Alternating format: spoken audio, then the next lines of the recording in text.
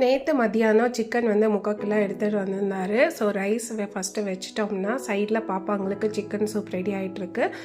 எப்படி chicken gravy பண்ணலான்னு பார்க்கலாம். எண்ணெய் ஊற்றி பிரியாணி ஸ்பைசஸ் ஆட் பண்ணிவிட்டு மீடியம் சைஸ் வெங்காயத்தை 2, தக்காளி 1 ஆட் பண்ணியிருக்கேன். இஞ்சி பூண்டு விழுது, ஒரு பச்சை மிளகாய் ஆட் பண்ணிவிட்டு வாங்கிட்டு வந்த சிக்கன் நல்லா மஞ்சள் போட்டு கழுவி அந்த தக்காளி ரசத்து கூட கொஞ்சமாக வந்து நல்லா வேக விட்டுடலாம்.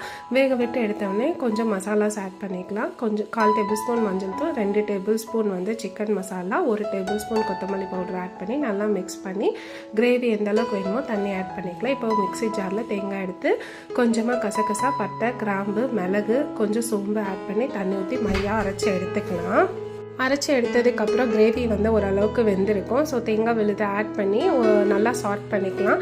சார்ட் பண்ணிவிட்டு தேவைக்கேற்ப உப்பு ஆட் பண்ணி வந்து நல்லா ஒரு 2 நிமிஷம் கொதிக்க விட்டு இறக்குனா சூப்பரான சிக்கன் குழம்பு கிரேவி வந்து ரெடி. நீங்களும் ஒரு வாட்டி ட்ரை பண்ணி பாருங்கள். பாய்.